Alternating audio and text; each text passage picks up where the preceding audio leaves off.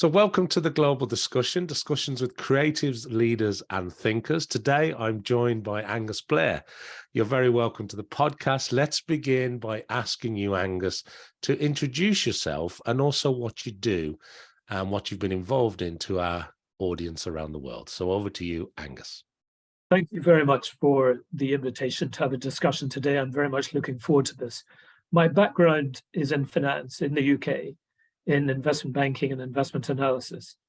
I worked in the City of London for years, and I became a #1 institutional investor analyst, and then moved into private equity, and then moved to the region where I became head of asset management and product development for Al Rajhi Bank in Riyadh, which is one of the world's biggest Islamic banks. So I helped clean up the portfolio, put it in order.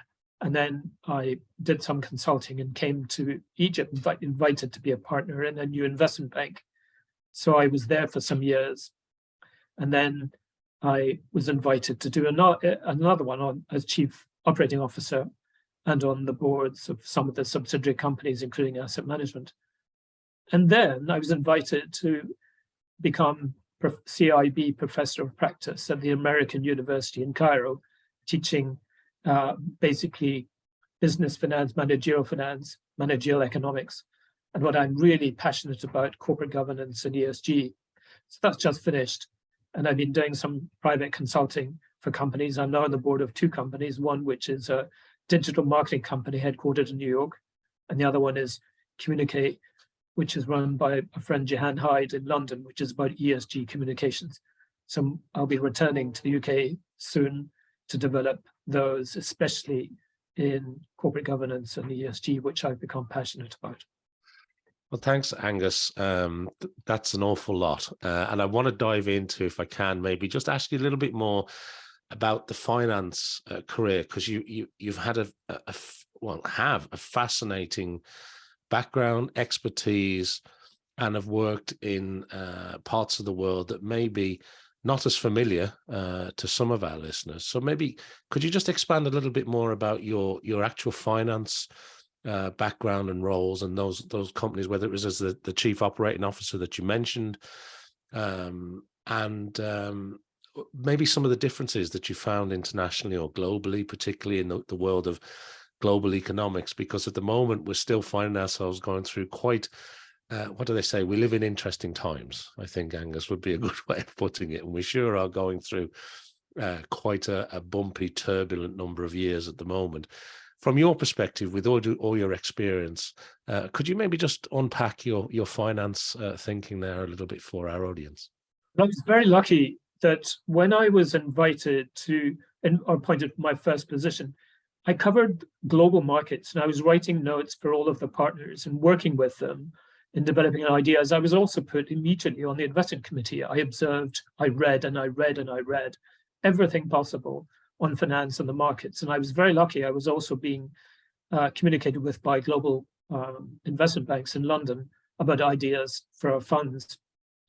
And it was a fantastic groundwork for me to expand into everything else. And I'm incredibly lucky that I had that, because it was a lot of grunt work at the very beginning, but also it made me analyze companies right away when I started and opened up global markets, and also responsibility and the importance of taking that responsibility seriously, because you're managing people's assets, and also having integrity.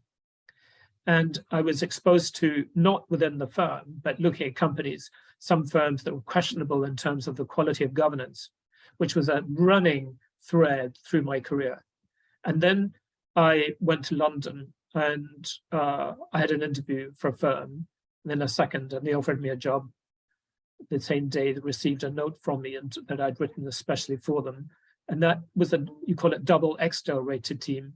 That is a team which covered two sectors, and they were rated by their clients, the institutional investors, for expertise in both the leisure sector and the conglomerate sector. And I was one of the four of us fully in charge of conglomerates, which included some of the UK's largest companies. So that was really being flung in the deep end. And I did that for some years. And then I was offered a position at Barings, the old Barings Securities pre-Leeson, which you may know the story of how it all upended. Yeah. It's almost it would call for a podcast, maybe at some stage in itself, to look at financial scandals. But anyway, very interesting. I was there for years. I loved the energy in that firm. Entrepreneurial, incredibly professional, everybody supporting each other. It was probably the best all-round quality of work that I've had every day, always wanting to go to work, even though there were long hours and it was stressful. It was incredibly productive and very happy. Even the interview with Christopher Heath, who was the then CEO, was tremendous because we were laughing most of the way through the interview. And in fact, the lesson I learned years later was that the final say was always with him. Everyone who joined the firm he knew could come into Barings. It was the women on the front desk at that time. If we were snobbish or rude or aggressive or assertive or whatever it would be, they would give a code word or code words, and it would keep an interview short. So I realized in the end that teamwork is essential. One has integrity with everyone all the time, and that you have to be professional all the time. And that calls for constantly being updated. The one thing about financial markets is you cannot stop reading. A bit like the Queen and the former Queen in her box every day. You just can't stop reading. You never have a day off, maybe one day off. You've got to keep reading. And then I moved to ABN AMRO after being headhunted, and then went into private equity. And then I described earlier what I did. What I learned, Simon, through all of that was it's an accumulation of experiences, which all of us have in life. In this case, professionally, one can start off very well, but you can't stay ahead unless you're fully informed. Economies change, markets change, sentiments change. You get the business cycles all the way through.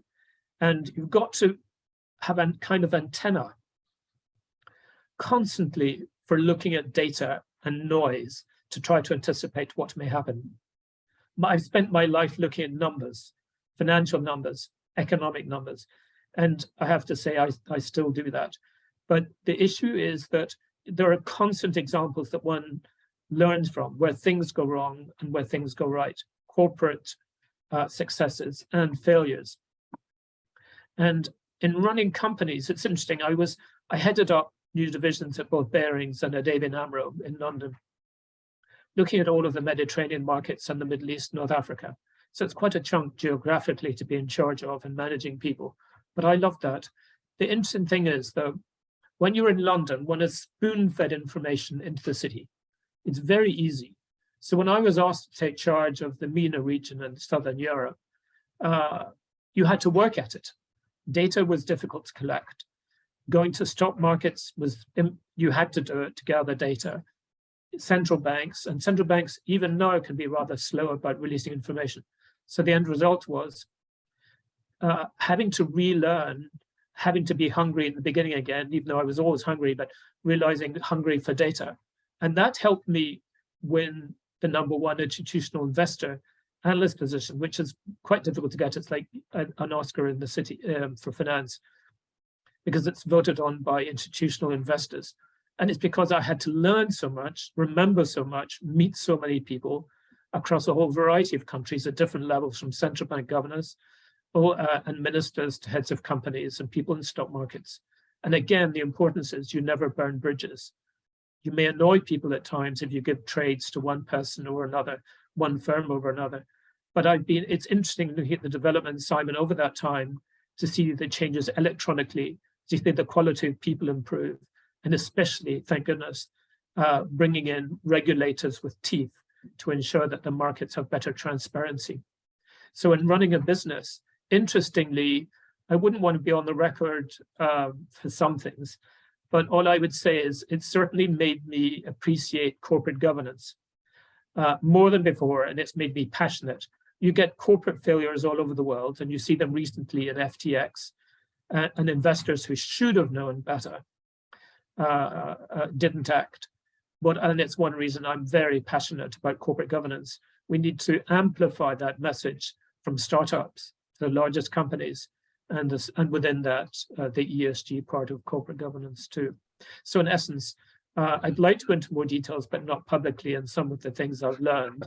But the outcome is being passionate about corporate governance.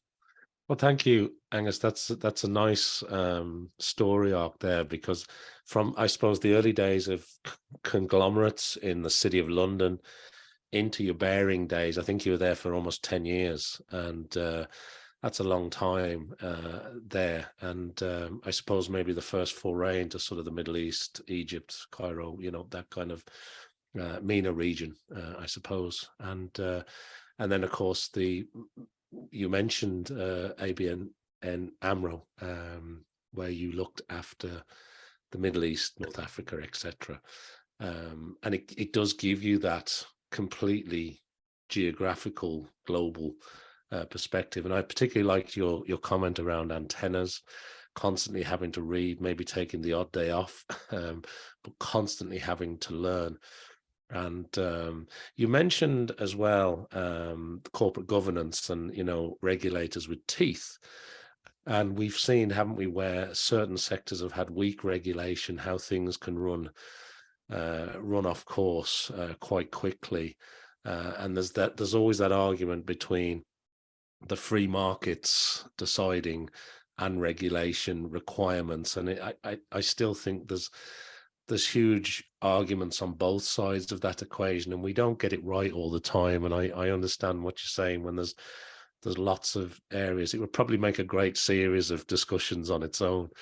But I wanted to use corporate governance as a stepping stone, if I can, to move on to sustainability and ESG, which I know you're passionate about. You mentioned at the top you've joined a couple of boards, you're involved with a couple of companies now. So could you maybe just talk a little bit about that area? Now we've dived into a bit sort of the financial side of your career, but that sustainability is becoming a large part of what you're focused on. So would you mind sharing a little bit of that for our audience, Angus? Sure. I was lucky in my first degree. I studied economics, but I also studied earth and environmental science as one of my other subjects you gain units in. And I have to say, of all of the books which I kept from university, with apart from the key economic textbook, I kept the books on the environment, which I then gave to my sister's children, one of whom went on to do a second degree in environmental science. And I've always had a passion about it, as Alexandra has now too. She works for the Royal Horticultural Society now. It's interesting because I realized quite quickly the importance that humanity is having upon the planet. And I've seen it in companies. When I was in London, it became secondary. We looked just at the numbers. But in terms of the environment, it was quite easy to see changes. When I moved on to emerging markets, it was right in front of me. The lack of access to water, problems with availability of food, high temperatures. And having lived in Riyadh and in Egypt, there are periods where many people in the world wouldn't be able to live in those temperatures, whether it's 52 or 53 centigrade in Riyadh, or we had a week nearly in Egypt of certainly a few days of over 50 degrees, just above 50 degrees for a few days. That is problematic because it means we're going to have climate refugees. We have to take climate change seriously. I'm very concerned that it's become a political issue in some countries. It's real, it's happening, it's affecting us already to a greater degree every year.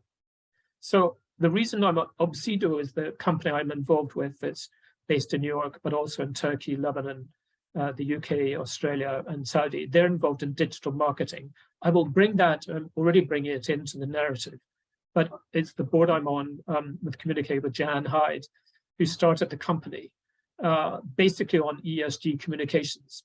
I bring the very practical element of what can boards do, what can management do, having been in charge of some companies myself, still got a private company too, and what we do, how to manage that transition into becoming sustainable.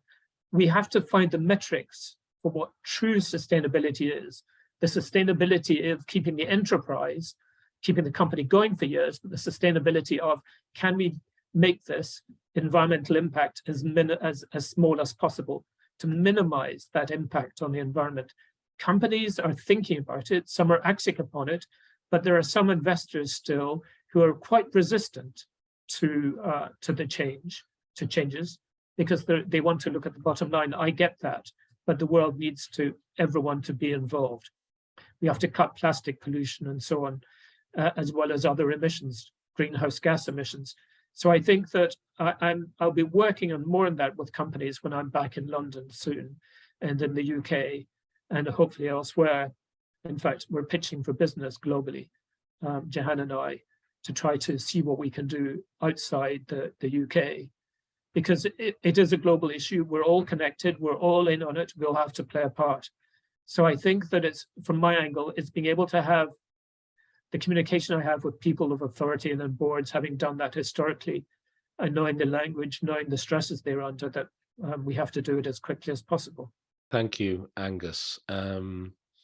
In terms of sustainability as well, I know you mentioned that you were a professor of practice at the American University in Cairo. Yeah, I've just finished. You've just finished. Yeah. I'm aware of that. And it seems to me that, just coming back to sustainability, that there's probably an opening in London somewhere as you move back to the City of London, and your engagements maybe on this side of the world a little bit more, for that whole agenda to be much more rigorous when it comes to universities and education.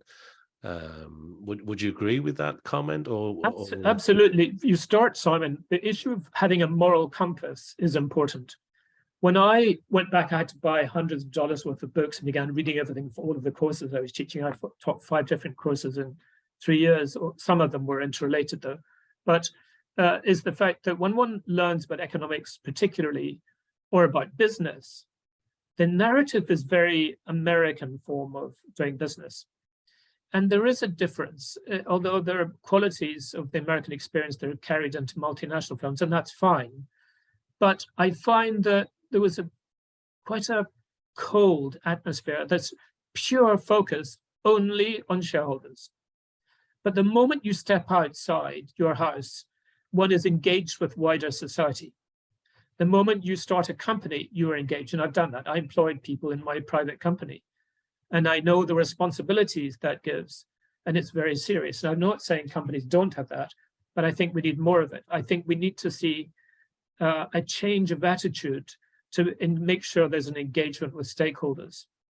Having that moral compass is important, because there've been too many constant series of financial scandals over time, and they're becoming larger. And I think one of the problems we have in finance at the moment, Wall Street, the City, and elsewhere, is with a smaller number of investment analysts, people don't have enough time to truly check and ask questions sufficiently, because we wouldn't be having those scandals if we had. And I think we need more of that in terms of asking questions. So the issue with students, I wouldn't say no to it, but the fact is that it was actually, albeit visiting professor, it was full-time for 3 years.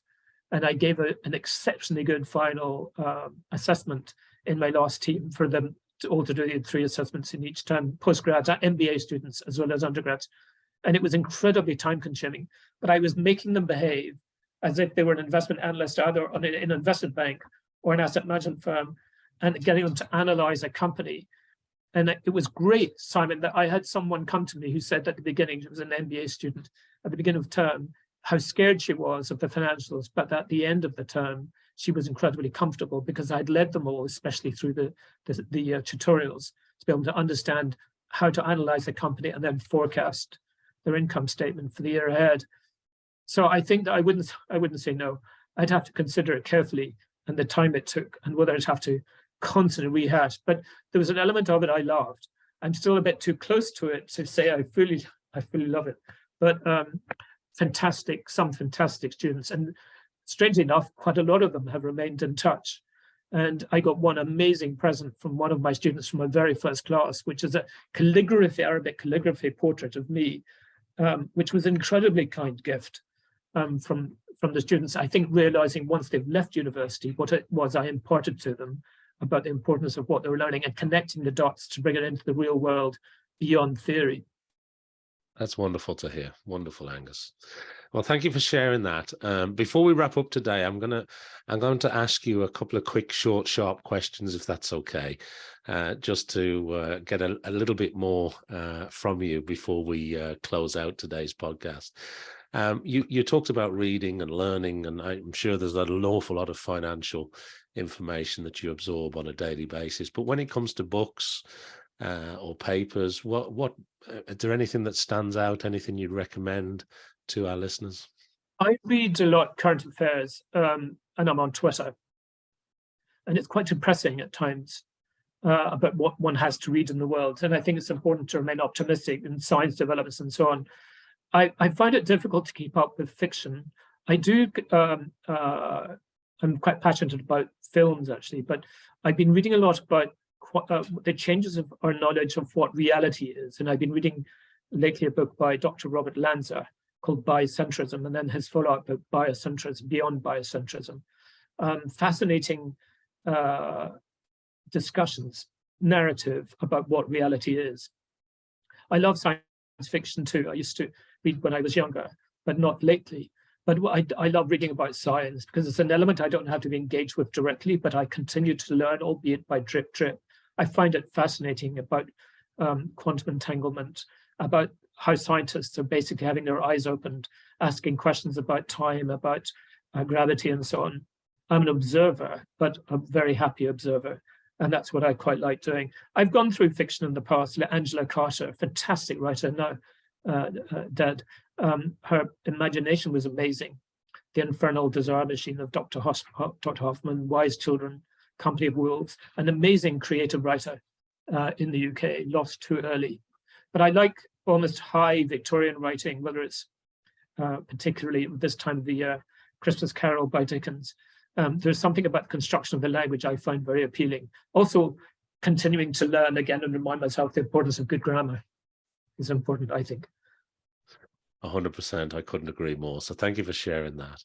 You mentioned one of your early interviews, how the people on the reception desk sort of had an influence on how they received you.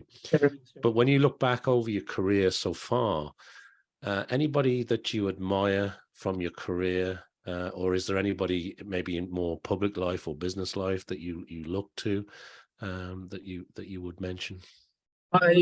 I don't like looking at what billionaires do. That's what I don't do. What I look at is people who have done something. And I have to say, I'm of the belief that very many people have the ability to be extraordinary. Not everybody has the pathway to take them there or the opportunities. I did work when I was at Barings with Michael Baring, who himself was an Arabist. He helped start SAMA, which is the central bank in Saudi. He was a great mentor to me at Barings, great supporter too. And we had fantastic discussions over the years. Again, so now sadly passed. Lovely fellow. And it's great to have a mentor who believes in you, who makes you want to do well. There was another one, Sir William Ryrie. He used to be head of the Treasury and off to run the IFC. He was invited on the board of ING Barings, and we used to meet up an incredible lot and go to emerging markets. And he was also a great supporter. And also, he was a great listener. And the fact that I was able to have discussions where people wanted to understand what I've been through, what I was learning, and have that debate. And I think what I learned from it too is one should always have a listening ear, especially to younger people, not just as a mentor, but to listen, because everyone has ideas. So I think these are two people from the Barings time. In terms of elsewhere, it's a whole variety of people at different levels. No one really sort of stands out, except my friends. When I see friends who are doing well, then I support them, I tell them, encourage them. I think it's important in life to always encourage people, never to be competitive. In that sense, I'm naturally competitive, very competitive actually, but not in a way which I want to undo or undercut other people. Very good. Well, look, you've answered one of my other questions, because I was going to ask you a little bit about the best advice, but you've kind of answered that for me a little bit. And we've kind of talked about some of your passions now in sustainability and the world of ESG, and how important that is. Before we wrap up, I suppose my last question is there anything else that you'd like to share with our audience that maybe I haven't asked you today? Or is there any other sort of area that you'd like to touch on? I think the importance of reading as much as possible is vital. I think that the dependence everyone now has on looking at their mobile phones has become concerning for me, because not enough people, I think, are reading enough about certain issues, and everyone's becoming so emotional and aggressive. And I think it's important to relearn listening and understanding, and the willingness to be able to change one's view. Many people have opinions, but it's not based on facts. And I think that everyone needs to be better learned about topics, especially current affairs and the environment, and not make issues political. I think that's what I think that giving some advice to, if anyone wants to listen to it, I think that would do us all a favor. Well, I think that's wonderful advice for us to end on today, Angus. So thank you for sharing that. And that brings us to the end of today's episode for the global discussion. So thank you very much to Angus Blair, and thank you to everybody who's watching or listening to this episode around the world. I would just ask people to be sure to follow, like, subscribe, all the usual things for the podcast, and to tune in to hear more discussions with creatives, leaders, and thinkers from around the world. Thank you so much indeed, Angus. It's been a pleasure, as always, to talk to you.